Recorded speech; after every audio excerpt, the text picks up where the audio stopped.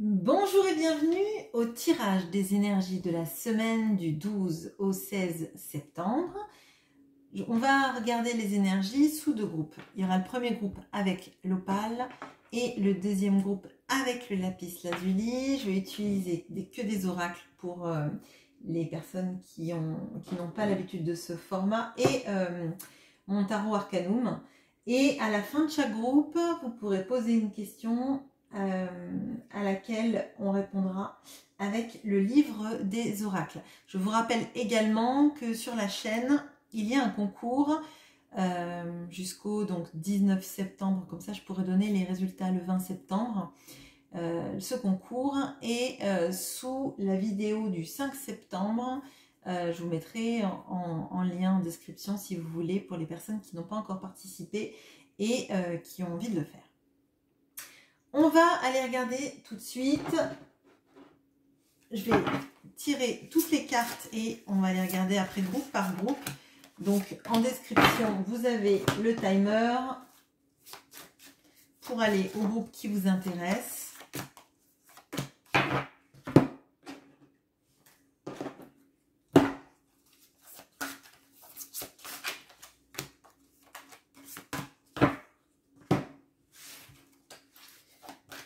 J'espère que vous allez bien et que vous n'avez pas été trop brassé par ces énergies de pleine lune. C'est vrai que d'habitude, je fais le tirage des énergies de pleine lune. Et là, avec la rentrée, je vous avoue, j'ai été très occupée. Et je n'ai pas pris le temps de faire le tirage de la pleine lune.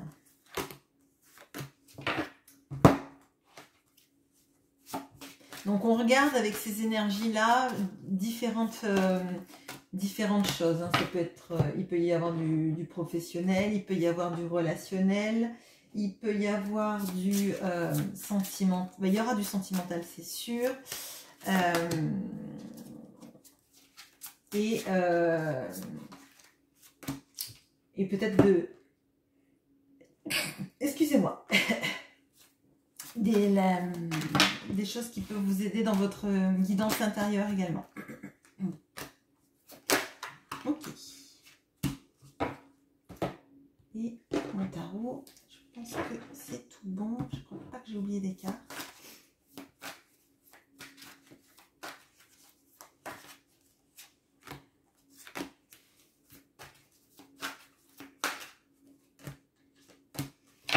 Allez, c'est parti. Bon. On regarde tout de suite le groupe qui a choisi l'opale. Je mets ce groupe-là à part. Je vais mettre là. Hop. En attendant. C'était très malin. Allez, hop. Allez, on y va.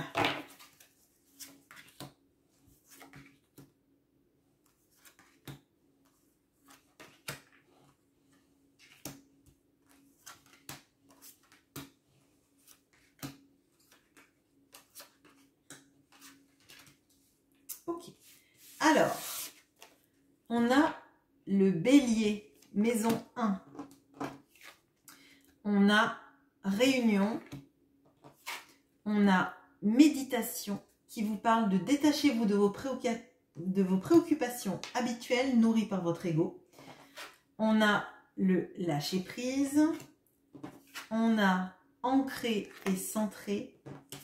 On a Yule avec l'introspection, le chiffre 8.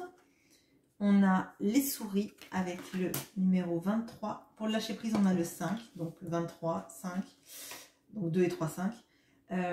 On a le retour avec l'année prochaine, 37. On a l'envie. On a l'as de pentacle. Et on a le jugement. Donc, on a le 20. Alors, bon, déjà, on a deux fois cette notion de lâcher prise. Lâcher prise avec ce qui vous fait du souci. Parce que j'ai quand même là les souris. Les souris dans le Lenormand, c'est cette notion. Je vais voir si vous pouvez voir mieux, ce sera plus chouette. Allez. On a cette notion avec les souris du tracas. des choses qui nous grignotent la tête, qui reviennent en boucle. Alors, c'est pas forcément des énormes soucis, mais c'est des prises de tête. Peut-être que c'est quelque chose qui fait que vous ne dormez pas forcément bien. Des petits sentiments de se sentir bloqué aussi. Parce que, en fait, déjà, vous avez choisi l'opale. L'opale, c'est tout ce qui favorise la libération des blocages, qui permet de stimuler l'estime de soi. Et à mon sens, là, il y a une notion de lâcher l'ego, lâcher tout ce qui est de prise de tête, de rapport de force, de tout simplement de se retrouver dans une situation où en fait on veut comprendre ce qui va pas être dit par les autres en fait. Lâcher prise avec des réponses que vous n'aurez pas. Parce qu'en fait, vous allez tourner en boucle et vous n'aurez pas pour autant ces réponses-là. Les gens ne vous diront pas ce qu'il en est. Et vous, si vous restez focalisé sur des réponses que vous n'aurez pas, vous allez vous faire plus de mal que de bien. À un moment donné, les gens, quand ils veulent pas vous donner de réponse, c'est peut-être parce que tout simplement, ils font des choses de manière inconsidérée, sans vraiment de raison, et que ça va pas vous faire du bien. Voilà. On a cette notion de jardinage, on a cette notion de ancrer et centrer. Alors, potentiellement parmi vous, il y a, et puis je vois qu'il y a encore des fleurs là, on a cet as de pentacle et l'envie avec cette rose là. Pour moi, et encore une fleur ici, pour moi, il y a cette notion de revenir à se centrer sur des choses qui nous font du bien. Alors, je vous dis potentiellement, on a cette notion de jardinage. Pour les personnes qui ont un jardin, qui aiment faire ça ou qui voudraient se lancer dans du jardinage, je pense que c'est quelque chose qui peut vous apporter beaucoup, beaucoup, beaucoup de bien. Pour les personnes qui n'ont pas de jardin, qui n'aiment pas ça, il y a d'autres activités que vous pouvez faire pour vous centrer. Alors, on peut avoir tout ce qui est art créatif, cuisine, décoration, fabriquer des décorations, fabriquer des choses de ses mains. Là, je pense qu'il y a quand même beaucoup de gens qui ont des rapports avec les plantes, les fleurs, pour trouver en fait le moyen de pas penser, de pas laisser en fait le cerveau tourner en boucle et l'ego emporter tout ça. Donc il y a aussi peut-être des personnes qui vont faire effectivement du yoga avec la méditation. Mais pour moi en fait, quand on parle d'ancrage, de centrage, c'est pas forcément à travers du yoga. Il y a des gens qui n'aiment pas ou qui n'arrivent pas à lâcher prise dans la méditation, alors qu'ils arrivent à lâcher prise quand ils vont marcher, quand ils vont marcher avec leur animal, quand ils vont faire du jardinage, de la cuisine, des activités en fait qui vont leur occuper la tête, qui vont leur occuper les mains. Donc pour moi il y a cette notion là de prendre soin de vous dans une activité dans laquelle vous trouvez que vous avez de la plus-value, dans laquelle vous trouvez que vous apportez votre pierre à l'édifice en fait. Et ça peut être un peu du renouveau là. En plus on est en septembre, on peut commencer à planter des choses dans le jardin et de se dire qu'on va récolter plus tard. Donc il y a cette notion de faire soi-même, faire de ses mains pour arriver à faire du beau en fait, hein, faire du beau, faire du bon, faire des choses peut-être que vous allez consommer aussi, des fruitiers par exemple, des choses comme ça. Et que ça peut vous faire que du bien parce que vous allez sentir que c'est au mérite quoi, c'est votre mérite à vous. On a aussi cette notion dans le travail de beaucoup de réunions qui peuvent arriver, d'équipes, etc. Mais de n'être pas qu'un petit maillon de la chaîne, d'être participatif, d'être aussi l'initiatrice ou l'initiateur de projets qui vont se dérouler toute la semaine. Et on sent qu'il y a des bonnes impulsions là, que les gens peuvent que vous pouvez être fédérateur, fédératrice d'idées. Clairement là il y a de ça et vraiment moi je vous invite à lâcher avec les petits tracas, la peur aussi de ne pas être à la hauteur. Avec l'opale on a la stimulation de l'estime de soi et je pense que c'est important pour vous de vous rendre compte en fait que vous êtes capable de beaucoup de choses dans plein de domaines différents et qu'il faut avoir effectivement vraiment confiance en vous. On a le jugement, pour moi il peut y avoir des prises de conscience que vous avez de ce que vous valez, de qui vous êtes vraiment, ce à quoi vous aspirez. D'un point de vue amoureux, il est possible qu'il y ait un retour d'ex, parce qu'on a la carte du retour, on a la carte du jugement. Et ça peut me dire ça.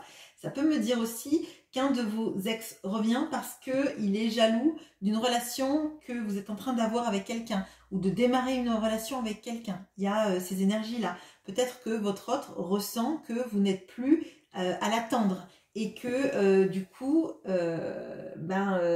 s'il ne veut pas se faire damer de pion, entre guillemets, bon, voilà, c'est pas joliment choisi comme mot, mais bon, il va falloir sortir les rames et y aller. Bon. Clairement, pour moi, il y a de ça. Il est possible que toutes ces choses que vous commencez à initier vont avoir des répercussions ou une entre guillemets moisson à la période de Yule. Donc Yule, c'est la période de Noël, enfin du Noël chrétien, mais c'est à peu près ça pour vous situer. Donc, enfin le solstice d'hiver.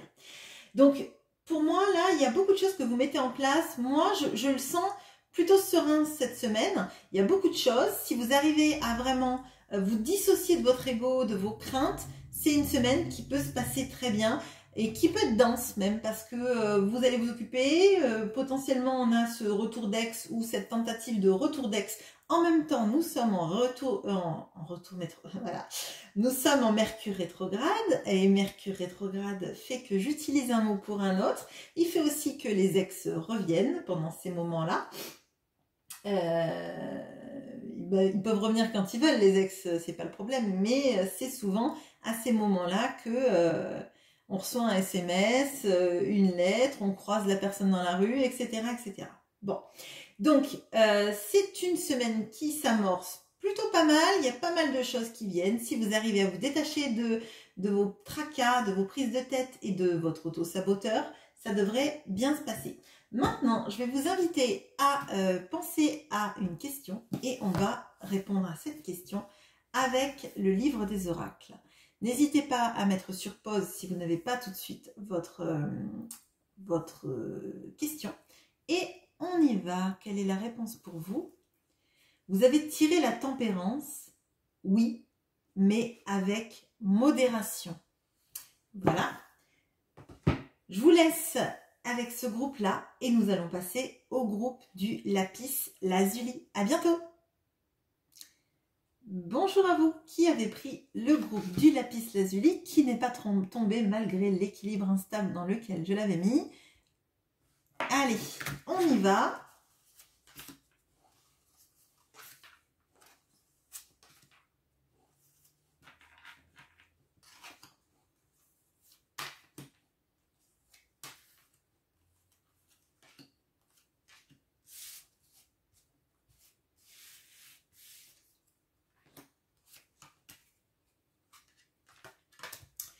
Alors, pour vous, on a le Verseau avec la maison 11.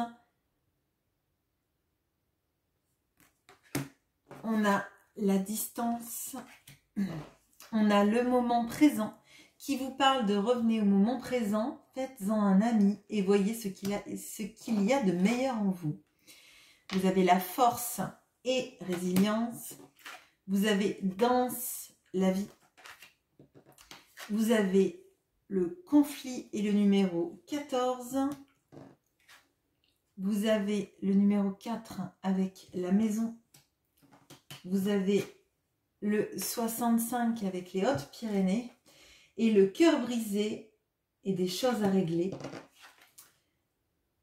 Donc, Hautes-Pyrénées, ça va parler que aux gens qui aiment les Hautes-Pyrénées ou qui viennent des Hautes-Pyrénées. Hein. On a la Renaissance. On a le 9 de bâton et le roi de bâton. Si vous avez pris le lapis lazuli, ce qui peut vous parler, c'est que le lapis lazuli aide à réduire le stress. Il aide aussi à débloquer la parole quand on est en colère ou qu'on a un sentiment de frustration. Là, je le dis particulièrement parce qu'on a la carte du conflit qui est tombée. Donc, à mon sens, il est possible que ce soit le moment d'exprimer ce qui vous a pesé. Je signale également que j'ai 2 fois le chiffre 7. Peut-être que c'est quelque chose qui vous parle, peut-être que c'est votre chiffre fétiche, ou peut-être que vous êtes ardéchois. Je ne sais pas. Là, j'ai l'impression d'être Miss Météo et de faire le jeu des plaques avec les départements. Voilà. Alors, il y a quelque chose qui me vient tout de suite là. J'ai la corde qui est sur 2 cartes qui sont juste là. Donc là, avec le verso, la corde est coupée. Et là, on danse sur cette corde. Alors, à mon sens, là, avec la force et la résilience, il y a une notion d'avoir coupé avec une situation qui vous faisait du mal, peut-être une situation dans laquelle vous étiez en conflit avec quelqu'un. Et pour moi, là, il y a cette notion de couper cette toxicité et en fait, de ne plus vous laisser maintenir dans cette toxicité, dans cette relation qui vous faisait du mal, ou ce schéma de vie qui vous faisait du mal, et plutôt de voir tout ce que vous pouvez manifester. Là, il y a une notion de plus rester dans des relations dans lesquelles on s'était enfermé et qui nous faisaient du mal, vraiment, et avancer. Avancer sans faire de plan sur la comète, parce qu'on a la carte en centrale du moment présent, mais on vous dit que les choses vont s'arranger dans votre vie à partir du moment où vous avez pris conscience que ce qui était toxique, il faut vous en éloigner. En tout cas, ne plus vous assujettir à ces situations-là, en avoir plus la maîtrise. Par exemple, si vous ne voulez pas couper les ponts avec quelqu'un que vous trouvez toxique, ou pas bon pour vous, ou dans des conflits sans arrêt, vous pouvez très bien en fait vous distancier de cette personne et ne prendre en fait que les bons moments que vous pouvez partager ensemble. Et quand ça devient trop intense ou que ça part à la querelle, eh ben, tout simplement, vous faites votre vie, vous allez ailleurs, vous rentrez chez vous peut-être, hein, tout simplement, et vous prenez pas plus la tête que ça. On a cette notion aussi de pas vouloir en fait être comment dire, j'ai l'impression moi qu'il y a beaucoup de choses, de projets que vous avez commencé à mettre en place ou vous mettez en place et vous avez potentiellement peut-être peur de les déclarer, en fait de les dire à tout le monde, de vous mettre sur le devant de la scène. Et on vous dit, ben non, parce qu'en fait, le projet, il est bien. Et si des conflits, c'est dans le moment si c'est avec des collègues ou des personnes qui n'aiment pas votre projet ou qui le critiquent, le mieux, c'est de continuer sur votre... chemin, parce qu'en plus, là, je vois qu'il y a projet et avenir. Et clairement, avec le Verseau, on a la notion de la personne qui peut démarrer plein de choses, des choses très créatives, des choses au feeling, quoi. Plutôt sans attache, sans se faire conditionner, clairement. Là, donc, on vous amène à vous lancer dans votre projet et de ne pas avoir peur, en fait, de l'opinion des autres, de ne pas avoir à vous protéger sans arrêt. Dans le domaine professionnel, il est possible qu'il y ait des déplacements pour vous à venir. Alors, peut-être pas forcément cette semaine, mais vous amorcez ça pour la semaine d'après. On a cette notion de vous sentir capable en fait d'affronter plein de choses qui vont arriver. J'ai plusieurs fois cette notion de vent.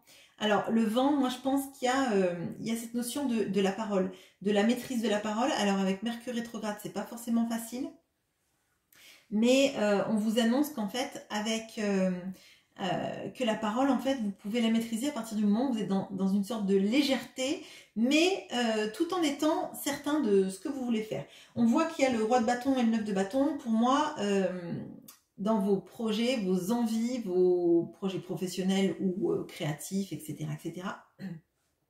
Vous savez ce que vous voulez, vous savez où ça va. Et à mon sens, il y a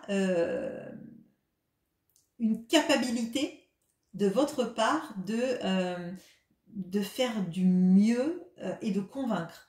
Là, vraiment, il y a de ça. Par contre, on vous dit d'éviter trop les projections sur le futur, en fait. On vous dit de mettre en place ça dans le présent, cette semaine, de commencer à le mettre en place, peut-être pour 1 ou 2 semaines, mais ça va pas loin dans le temps, en fait. Faut pas, faut pas, vous faites ce que vous voulez, mais on vous invite pas, en fait, à vous dire, bon, alors, je fais ça maintenant, et dans 3-4 ans, je voudrais que ce soit comme ça. Là, c'est, on s'ancre dans le présent, on voit ce qu'on arrive à construire dans le présent, dans un futur très proche également, mais on ne va pas à un horizon très lointain en termes de dans tout ce qui est mise en place de votre projet, dans tout ce qui est verbalisation de votre projet. Peut-être que en termes de communication, vous êtes bien, mais pour mettre en place des projets à court terme, pour ancrer votre projet dans du court terme. Dans une relation amoureuse, il y a là votre potentiel sentiment d'avoir le cœur brisé, hein, on a la carte, et on a la renaissance. Alors pour moi là, il y a beaucoup de choses avec cette résilience, avec cette guérison.